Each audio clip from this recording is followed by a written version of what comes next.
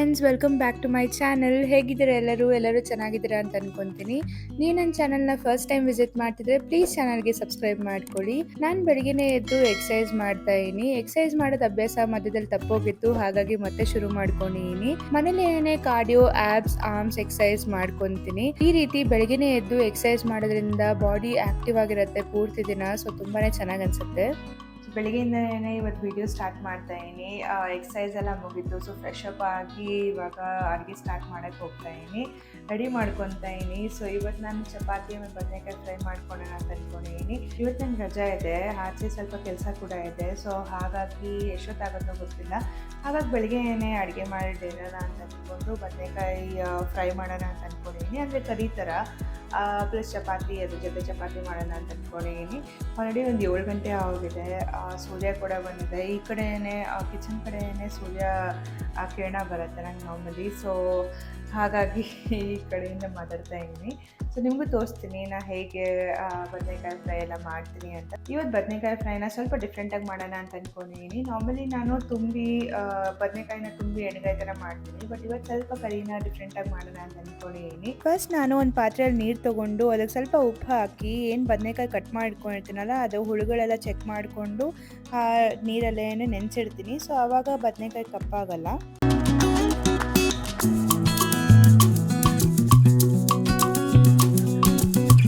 ಜಾಸ್ತಿ ಬೇಕಾಗಲ್ಲ. ಈರುಳ್ಳಿ, ಟೊಮೆಟೊ, ಬೆಳ್ಳುಳ್ಳಿ ಕೂಡ ಸ್ವಲ್ಪ ಕಟ್ ಮಾಡಿಕೊಂಡಿದ್ದೀನಿ. ಹಾಗೆ ಸ್ವಲ್ಪ ಕರಿಬೇವಿನ ಸೊಪ್ಪು, ಹಾಗೆ ಸ್ವಲ್ಪ ತೆಂಗಿನಕಾಯಿ ಕೂಡ ಬೇಕಾಗುತ್ತೆ. ಸೊ ಅದನ್ನು ಕೂಡ ತುರ್ಕೊಂಡಿದ್ದೀನಿ. ಸೊ ಎಷ್ಟು ಬೇಕಾಗತ್ತೆ. ಬದನೆಕಾಯಿಗೆಲ್ಲ ರೆಡಿಯಾಗಿದೆ. ಇವಾಗ ಚಪಾತಿ ಹಿಟ್ಟು ಕೂಡ ಕಲಸಿಟ್ಕೊತೀನಿ. ಮುಂಚೆನೇ ಕಲಸಿಟ್ಕೊಂಡ್ರೆ ತುಂಬ ಸಾಫ್ಟಾಗಿ ಬರುತ್ತೆ ಚಪಾತಿ. ನಾನು ಚಪಾತಿನ ಫುಲ್ಕಾ ಥರ ಮಾಡ್ಕೊತೀನಿ, ತುಂಬಾ ಸಾಫ್ಟಾಗಿ ಚೆನ್ನಾಗಿ ಬರುತ್ತೆ. ಒಂದು ಬೌಲಲ್ಲಿ ಗೋಧಿ ಹಿಟ್ಟು, ಉಪ್ಪು, ಎಣ್ಣೆ ಹಾಕಿ ಸ್ವಲ್ಪ ನೀರು ಹಾಕ್ಕೊಂಡು ಚೆನ್ನಾಗಿ ನಾದ್ಕೊಂಡು ಸಾಫ್ಟಾಗಿರೋ ಹಿಟ್ಟನ್ನ ಮಾಡಿಕೊಂಡ್ರೆ ಫುಲ್ಕಾ ಏನು ಮಾಡ್ಕೊತೀವಲ್ಲ ತುಂಬಾ ಸಾಫ್ಟಾಗಿ ಬರುತ್ತೆ. ಹಾಗೆ ರಾಗಿ ಮಾಲ್ಟ್ ಕೂಡ ಮಾಡ್ಕೊತಾ ಇದ್ದೀನಿ. ಇದಕ್ಕೆ ಪಾತ್ರೆಯಲ್ಲಿ ನೀರು, ಉಪ್ಪು ಹಾಕಿ ಚೆನ್ನಾಗಿ ಬಾಯ್ಲ್ ಮಾಡ್ಕೊತೀನಿ. ಅದಕ್ಕೆ ರಾಗಿ ಹಿಟ್ಟನ್ನ ಒಂದು ಗ್ಲಾಸಲ್ಲಿ ಮಿಕ್ಸ್ ಮಾಡಿಕೊಂಡು ಇದಕ್ಕೆ ಮಿಕ್ಸ್ ಮಾಡ್ತೀನಿ. ರಾಗಿ ಮಾಲ್ಟ್ನ ಚೆನ್ನಾಗಿ ಬಾಯ್ಲ್ ಮಾಡಿದ್ರೆ ತುಂಬ ಟೇಸ್ಟಾಗಿ ಬರುತ್ತೆ.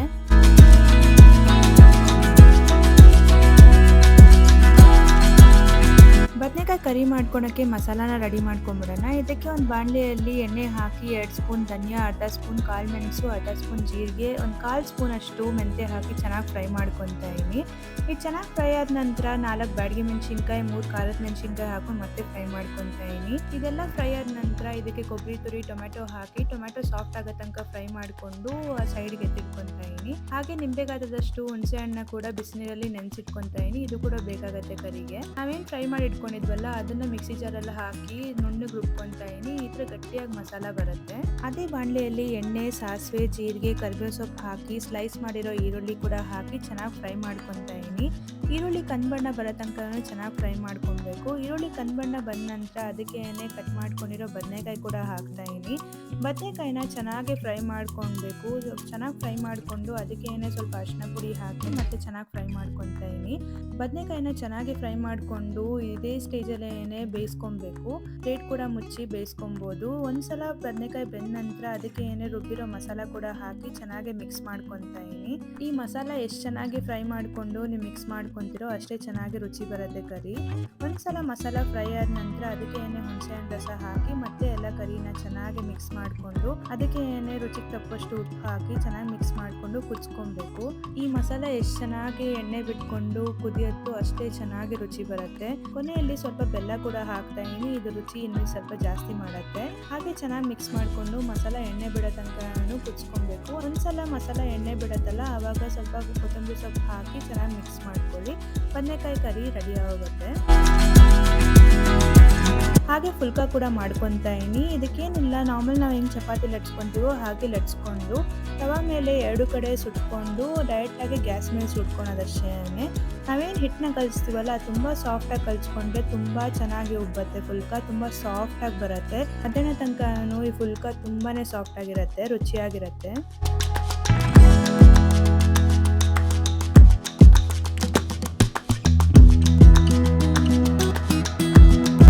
ಜಸ್ಟ್ ತಿಂಡಿ ಮುಗಿಸಿನಿ. ರಾಗಿ ಮಾಲ್ಟ ಒಂದು ಚಪಾತಿ ತಿಂದೆ. ಬದನೆಕಾಯಿ ಪಲ್ಯ ಅದು ತುಂಬಾ ಚೆನ್ನಾಗಿ ಬಂದಿತ್ತು. ಹುಣಸೆ ರಸ ಹಾಕಿದ್ನಲ್ಲ, ಹಾಗಾಗಿ ಸ್ವಲ್ಪ ಹುಳಿ ಸ್ವಲ್ಪ ಸ್ಪೈಸಿಯಾಗಿ ತುಂಬಾ ಚೆನ್ನಾಗಿತ್ತು. ನೀವು ಟ್ರೈ ಮಾಡಿ ನೋಡಿ. ಇವಾಗ ಸ್ವಲ್ಪ ರಿಲ್ಯಾಕ್ಸ್ ಮಾಡಿಕೊಂಡು ರೆಡಿಯಾಗಿ ಆಚೆ ಹೋಗಬೇಕು. ಆಚೆ ಸ್ವಲ್ಪ ಕೆಲಸ ಇದೆ. ನಿಮ್ಮನ್ನು ಕರ್ಕೊಂಡು ಹೋಗ್ತೀನಲ್ಲ, ಸೊ ನಿಮಗೂ ಗೊತ್ತಾಗುತ್ತೆ ನಾನು ಏನಕ್ಕೆ ಹೋಗ್ತಾ ಇದ್ದೀನಿ ಅಂತ.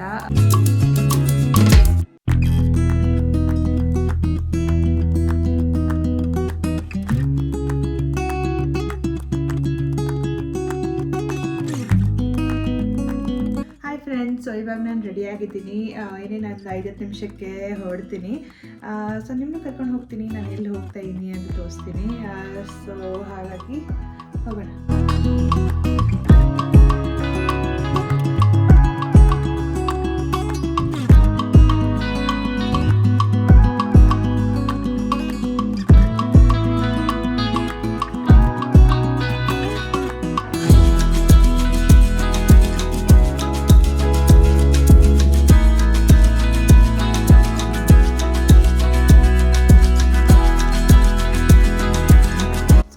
ಇವಾಗ ಜಸ್ಟ್ ಬಂದೆ ನನ್ನ ಮನೆಗೆ. ಸೊ ಸ್ವಲ್ಪ ಸುಸ್ತಾಗಿದೆ ಯಾಕಂದ್ರೆ ತುಂಬ ಬಿಸಿಲಿತ್ತು ಆಚೆ. ನಾನು ಏನಕ್ಕೆ ಹೋಗಿದ್ದೆ ಅಂತ ಹೇಳ್ತೀನಿ. ಯಾಕಂದರೆ ನಾನೇ ಪವರ್ ಬ್ಯಾಂಕ್ ತೊಗೊಂಡಿದ್ದೆ.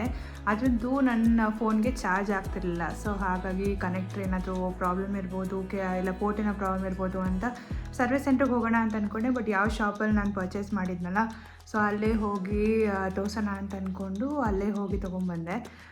ಸೊ ಇವಾಗ ಎಲ್ಲ ಸಾರ್ಟ್ ಆಗಿದೆ, ಎಲ್ಲ ಪ್ರಾಬ್ಲಮ್ ಏನಿಲ್ಲ, ಚಾರ್ಜ್ ಆಗ್ತಿದೆ.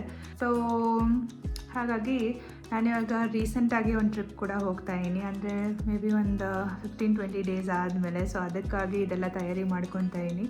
ಯಾಕಂದರೆ ಒಂದೊಂದ್ಸಲ ಏನಾಗುತ್ತೆ, ನಾವು ವ್ಲಾಗ್ ಮಾಡ್ತಿರ್ತೀವಿ, ಫೋನ್ದೆಲ್ಲ ಚಾರ್ಜ್ ಖಾಲಿ ಆಗೋಗುತ್ತೆ ಬೇಗ. ಸೊ ಹಾಗಾಗಿ ಅದಕ್ಕೋಸ್ಕರ ಪವರ್ ಬ್ಯಾಂಕ್ ಪರ್ಚೇಸ್ ಮಾಡಿದೆ. ಸ್ವಲ್ಪ ಫ್ರೂಟ್ಸ್ ಕೂಡ ತೊಗೊಂಬಂದೆ. ಸೂಪರ್ ಮಾರ್ಕೆಟಿಗೆ ಹೋಗಿ ಕರಿಬೇವು ಕೂಡ ಖಾಲಿಯಾಗಿತ್ತು. ಸೊ ಹಾಗಾಗಿ ಅದನ್ನು ಕೂಡ ತೊಗೊಂಬಂದೆ. ಸೊ ನೋಡೋಣ ಹೇಗೆ ಹೋಗುತ್ತೆ ಇಡೀ ದಿನ ಅಂತ. ಸೊ ಮೀಶೋ ಆಮೇಲೆ ಅಮೆಝಾನಿಂದ ಸ್ವಲ್ಪ ಐಟಮ್ಸ್ನ ಆರ್ಡರ್ ಮಾಡಿದ್ದೆ. ಸೊ ಇವಾಗ ಜಸ್ಟ್ ಡೆಲಿವರಿ ಆಗಿದೆ. ಇದು ನಾನು ಮೀಶೋಯಿಂದ ಆರ್ಡರ್ ಮಾಡಿದ್ದೆ ಕಿಚನ್ಗೋಸ್ಕರ. ಸೊ ಇದನ್ನು ನಿಮ್ಮ ಜೊತೆ ಓಪನ್ ಮಾಡೋಣ ಅಂತ ಅಂದ್ಕೊಂಡೆ. ಸೊ ಅಮೆಝಾನಿಂದನೂ ಸ್ವಲ್ಪ ಪಾರ್ಸಲ್ಸ್ಗಳು ಬಂದಿದೆ. ಸೊ ಇದನ್ನು ಕೂಡ ಓಪನ್ ಮಾಡಿಬಿಡೋಣ.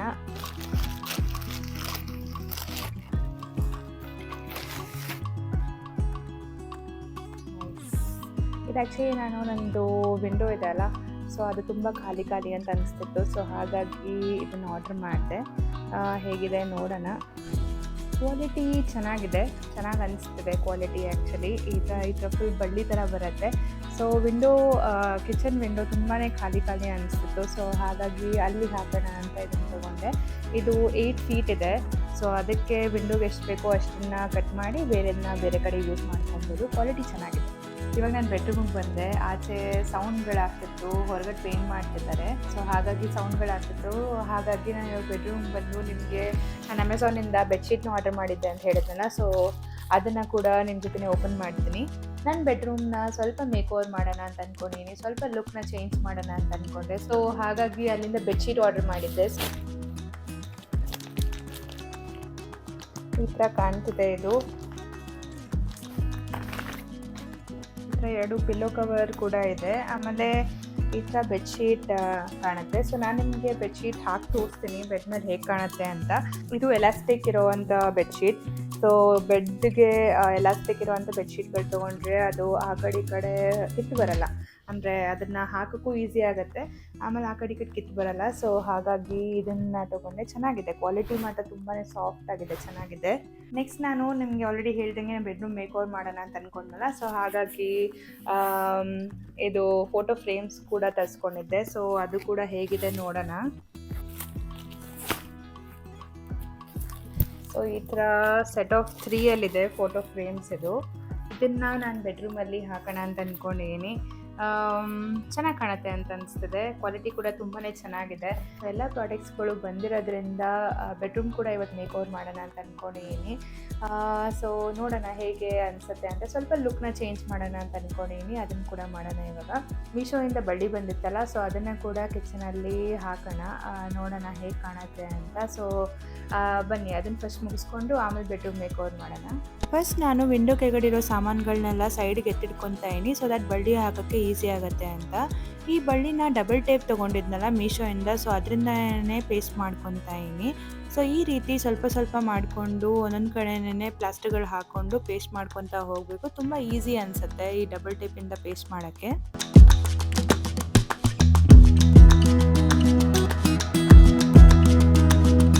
ಸೊ ಈ ವಿಂಡೋ ಹೀಗೆ ಕಾಣ್ತಿದೆ, ತುಂಬ ಚೆನ್ನಾಗಿ ಅನಿಸ್ತಿದೆ ನನಗೆ.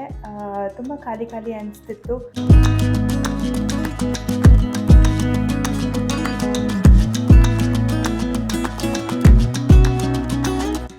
ಈ ವಿಂಡೋಗೆ ಪೂರ್ತಿ ಹಾಕಿ ಕೂಡ ಇಷ್ಟು ಮಿಕ್ಕಿದೆ. ಆ್ಯಕ್ಚುಲಿ 8 ಫೀಟಿಂದು ಬಳ್ಳಿ ಇದು. ಸೊ ಇದನ್ನು ಬೇಕಾದ್ರೆ ಬೇರೆದಕ್ಕೂ ಯೂಸ್ ಮಾಡ್ಕೊಬೋದು. ಸೊ ಇಡೀ ವಿಂಡೋಗೆ ಇಷ್ಟು ಸಾಕಾಯಿತು.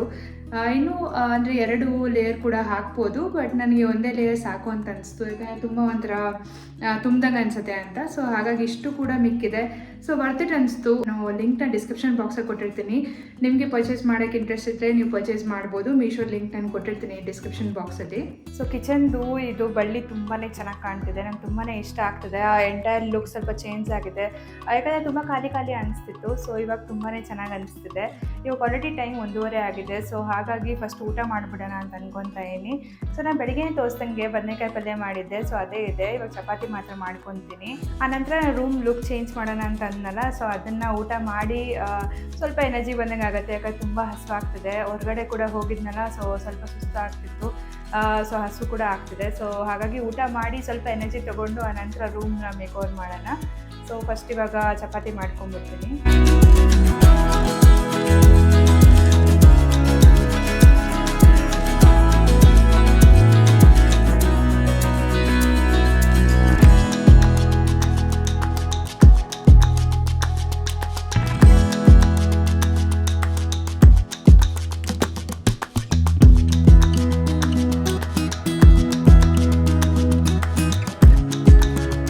ಬದನೆಕಾಯಿ ಪಲ್ಯ ಮಾತ್ರ ತುಂಬಾ ಚೆನ್ನಾಗಿ ಬಂದಿದೆ.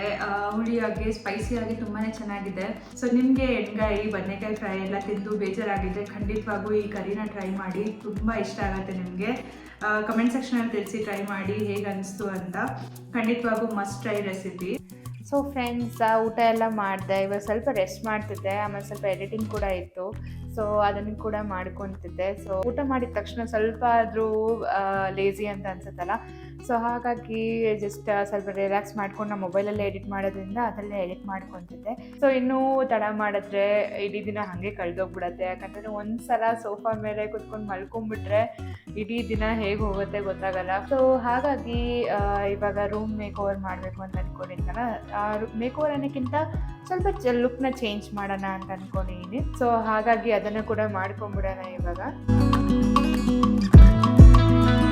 ಬೆಡ್ರೂಮ್ ಹೇಳ್ಬೇಕಂತಂದರೆ ನಾರ್ಮಲ್ ಆಗಿದೆ, ಏನೂ ಡೆಕೋರ್ ಆಗಿ ಏನೂ ನಾನು ಮಾಡೋಕ್ಕೆ ಹೋಗಿಲ್ಲ ಇಷ್ಟು ದಿನ. ಸೊ ಸ್ವಲ್ಪ ಲುಕ್ನ ಚೇಂಜ್ ಮಾಡೋಣ ಅಂತ ಅಂದ್ಕೊಂಡು ಇವಾಗ ಮಾಡೋಣ ಅಂತ ಅಂದ್ಕೊತಾ ಇದ್ದೀನಿ. ಸೊ ನಾನು ತೋರಿಸ್ದಂಗೆ ಸಿಂಪಲ್ ಆಗಿದೆ ಬೆಡ್ರೂಮ್, ಜಾಸ್ತಿ ಏನು ನಾನೇನು ಡೆಕೋರ್ ಮಾಡೋಕ್ಕೆ ಹೋಗಿಲ್ಲ. ತುಂಬ ಸಿಂಪಲ್ಲಾಗಿ ಡೈಲಿ ಲೈಫಲ್ಲಿ ಹೇಗೆ ಬೇಕು ಹಾಗೆ ಇಟ್ಕೊಂಡಿದ್ದೆ. ಸೊ ಹಾಗಾಗಿ ನಾನು ಏನು ಫೋಟೋ ಫ್ರೇಮ್ಸ್ನ ತೊಗೊಂಡಿದ್ದೆ ಅಲ್ಲ, ಸೊ ಅದನ್ನು ಈ ವಾಲ್ಗೆ ಹಾಕೋಣ ಅಂತ ಅಂದ್ಕೊಂಡಿದ್ದೀನಿ, ಚೆನ್ನಾಗಿ ಕಾಣುತ್ತೆ ಅಂತ. ಒಂದೊಂದೇ ಫ್ರೇಮ್ನ ವಾಲ್ ಮೇಲೆ ಇಟ್ಕೊಂಡು ನೋಡ್ತಾ ಇದ್ದೀನಿ ಎಲ್ಲೆಲ್ಲಿ ಏನೇನು ಹ್ಯಾಂಗ್ ಮಾಡಬೇಕು ಅಂತ. ಒಂದು ಸಲ ಅದ್ರದ್ದು ಮೆಷರ್ಮೆಂಟ್ ತಿಳಿದಾದ್ಮೇಲೆ ಸ್ಟಿಕ್ ಮಾಡೋ ಅಂಥದ್ದು ಹುಕ್ಸ್ ಇತ್ತಲ್ಲ, ಸೊ ಅದನ್ನೇ ಎಲ್ಲಿ ಬೇಕೋ ಅಲ್ಲಿ ಹುಕ್ಸ್ನ ಸ್ಟಿಕ್ ಮಾಡಿಕೊಂಡು ಅದಕ್ಕೇನೆ ಈ ಫ್ರೇಮ್ಸ್ನ ಹ್ಯಾಂಗ್ ಮಾಡ್ತಾ ಇದ್ದೀನಿ. ಸ್ವಲ್ಪ ಆ ಕಡೆ ಈ ಕಡೆ ಆಗೋಗಿತ್ತು ಫ್ರೇಮ್ಸ್ಗಳನ್ನ, ಸೊ ಹಾಗಾಗಿ ಸ್ಟಿಕ್ಕರ್ಗಳನ್ನ ಮತ್ತೆ ತೆಗೆದು ಮತ್ತೆ ಸ್ಟಿಕ್ ಮಾಡಿ ಹ್ಯಾಂಗ್ ಮಾಡ್ತಾ ಇದ್ದೀನಿ.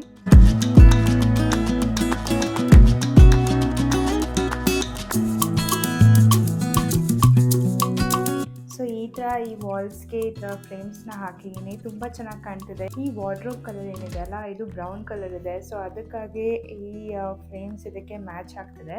ಸೊ ತುಂಬ ಚೆನ್ನಾಗಿ ಅನಿಸ್ತಿದೆ, ತುಂಬ ಕ್ಯೂಟಾಗಿ ಅನಿಸ್ತಿದೆ ಆ್ಯಕ್ಚುಲಿ. ಸೊ ಇವಾಗ ನಾನು ಏನು ಬೆಡ್ಶೀಟ್ ತೊಗೊಂಡಿದ್ದೆ ಅಲ್ಲ, ಅದನ್ನು ಕೂಡ ಚೇಂಜ್ ಮಾಡ್ತೀನಿ.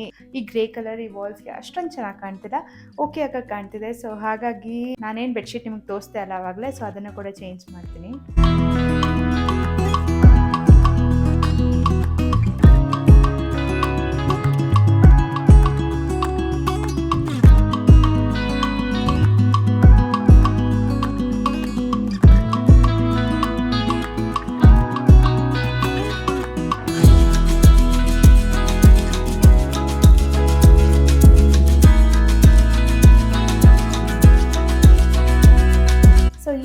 ಕಾಣ್ತಿದೆ ನನ್ನ ಬೆಡ್ಶೀಟ್. ಎಲಾಸ್ಟಿಕ್ ಇರೋ ಬೆಡ್ಶೀಟ್ಸ್ ತುಂಬ ಹೆಲ್ಪ್ ಆಗುತ್ತೆ. ನನ್ನ ಮನೆಯಲ್ಲಿ ಬೆಡ್ ಇಲ್ದಿರೋ ಕಾರಣಕ್ಕೆ ಜಸ್ಟ್ ಮ್ಯಾಟ್ರೆಸ್ ಇರೋದಕ್ಕೆ ಬೆಡ್ಶೀಟ್ಸ್, ನಾರ್ಮಲ್ ಬೆಡ್ಶೀಟ್ಸ್ ಹಾಕಿದ್ರೆ ಅದು ಕಿತ್ತು ಬರ್ತಿರುತ್ತೆ. ಬಟ್ ಎಲಾಸ್ಟಿಕ್ ಇರೋ ಬೆಡ್ಶೀಟ್ಸ್ ಮಾತ್ರ ತುಂಬ ಹೆಲ್ಪ್ಫುಲ್ ಆಗುತ್ತೆ. ಆರಾಮಾಗೆ ಅದನ್ನು ಸಿಕ್ಸ್ಬೋದು. ಅದು ಕಿತ್ತು ಕೂಡ ಬರಲ್ಲ. ಸೊ ತುಂಬ ದಿನ ಹೀಗೆ ಇರುತ್ತೆ, ಏನು ಚೇಂಜ್ ಮಾಡಿಲ್ಲ ಅಂತಂದ್ರೂ ಹೀಗೆ ಇರುತ್ತೆ. ಜಸ್ಟ್ ಸೈಡ್ಸಲ್ಲಿ ಟಕಿನ್ ಮಾಡಿದ್ರೆ ಸಾಕಾಗುತ್ತೆ. ಕ್ವಾಲಿಟಿ ಮಾತ್ರ ತುಂಬಾ ಚೆನ್ನಾಗಿದೆ. ಅಮೆಝಾನಿಂದ ನಾನು ತರಿಸಿದ್ದು. ನಿಮಗೂ ಬೇಕಂತಂದರೆ ಲಿಂಕ್ ಡಿಸ್ಕ್ರಿಪ್ಷನ್ ಬಾಕ್ಸಲ್ಲಿ ಹಾಕಿರ್ತೀನಿ, ಪರ್ಚೇಸ್ ಮಾಡ್ಬೋದು ನೀವು.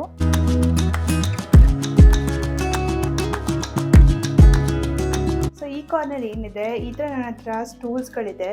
ಸೆಟ್ ಆಫ್ ಟೂಲ್ ಬರುತ್ತೆ. ಇದು ಅಮೆಝಾನಲ್ಲಿ ತೊಗೊಂಡಿದ್ದು ನಾನು. ಸೊ ಇದನ್ನು ಈ ಕಾರ್ನರ್ ಇಡೋಣ ಅಂತ ಅಂದ್ಕೊಂಡಿದ್ದೀನಿ. ಏನು ಡಸ್ಟ್ಬಿನ್ ಇದೆ ಅದನ್ನು ತೆಗೆದು ಈ ಕಾರ್ನರ್ ಶಿಫ್ಟ್ ಮಾಡ್ತೀನಿ.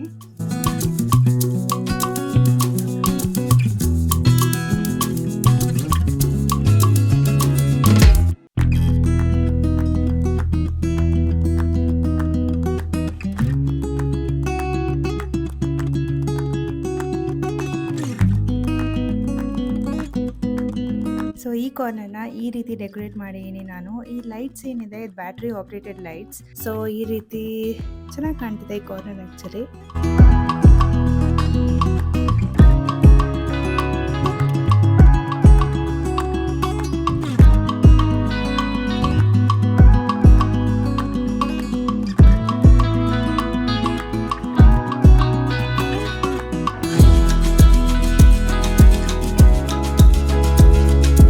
ಫ್ರೆಂಡ್ಸ್, ಹೀಗೆ ಕಾಣ್ತಿದೆ ನನ್ನ ಬೆಡ್ರೂಮ್.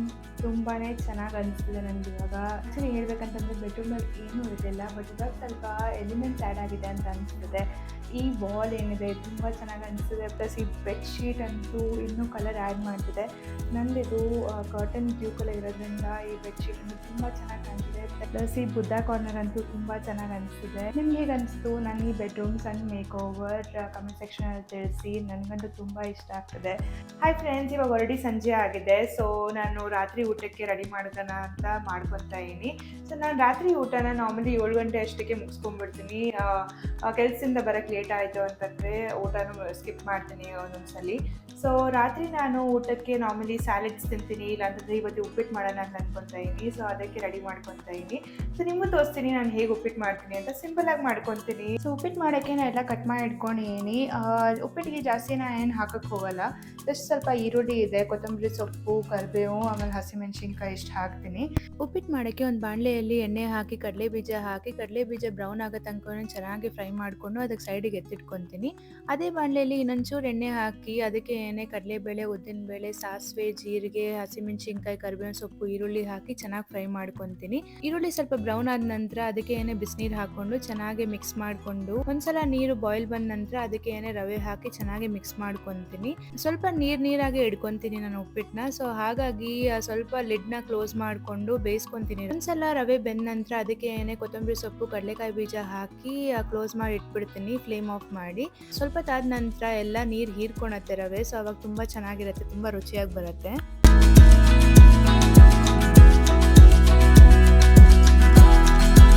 ಸೊ ಫ್ರೆಂಡ್ಸ್, ಇವಾಗ ಊಟ ಆಯಿತು. ಇವಾಗ ಟೈಮ್ ಆಲ್ಮೋಸ್ಟ್ 7 o'clock ಆಗಿದೆ. ಸೊ ಆಲ್ಮೋಸ್ಟ್ 7 ಗಂಟೆ ಒಳಗಡೆನೇ ನಾನು ಊಟ ಮುಗಿಸ್ಕೊಳಕ್ಕೆ ಟ್ರೈ ಮಾಡ್ತೀನಿ. ಇವತ್ತು ರಜೆ ಇರೋದ್ರಿಂದ ಕರೆಕ್ಟ್ ಟೈಮಿಗೆ ಮುಗೀತು ಕೂಡ. ಸೊ ಇವಾಗ ಜಾಸ್ತಿ ಏನು ಮಾಡೋಕ್ಕೆ ಹೋಗಲ್ಲ ನಾನು ರಾತ್ರಿ. ಜಸ್ಟ್ ಫೋನಲ್ಲಿ ಅದು ಇದು ನೋಡಿಕೊಂಡು ಹಾಗೆ ಬೇಗ ಮಲ್ಕೊತೀನಿ. ಬೇಗ ಮಲ್ಕೊಂಡು ಬೇಗ ಎದ್ದೇಳೋಕ್ಕೆ ಅಭ್ಯಾಸ ಮಾಡ್ಕೊತಾ ಇದ್ದೀನಿ. ಮಧ್ಯದಲ್ಲಿ ಸ್ವಲ್ಪ ಅಭ್ಯಾಸ ತಪ್ಪೋಗಿತ್ತು. ಸೊ ಹಾಗಾಗಿ ಅದನ್ನು ಮತ್ತೆ ಅಭ್ಯಾಸ ಮಾಡ್ಕೊತಾ ಇದ್ದೀನಿ. ಸೊ ಈ ವಿಡಿಯೋ ನಿಮ್ಗೆ ಇಷ್ಟ ಆಗಿದೆ ಅಂತ ಅಂದ್ಕೊತೀನಿ. ಈ ವಿಡಿಯೋ ನಿಮ್ಗೆ ಇಷ್ಟ ಆಗಿದ್ದರೆ ಈ ವಿಡಿಯೋಗೆ ಲೈಕ್ ಮಾಡಿ. ಈ ಚಾನಲ್ಗೆ ಪ್ಲೀಸ್ ಸಬ್ಸ್ಕ್ರೈಬ್ ಮಾಡಿ. ಚಾನಲ್ಗೆ ಸಬ್ಸ್ಕ್ರೈಬ್ ಮಾಡ್ದಂಗೆ ನೋಡ್ತಿದ್ರೆ ಯಾರಾದರೂ ಪ್ಲೀಸ್ ಸಬ್ಸ್ಕ್ರೈಬ್ ಮಾಡ್ಕೊಳ್ಳಿ.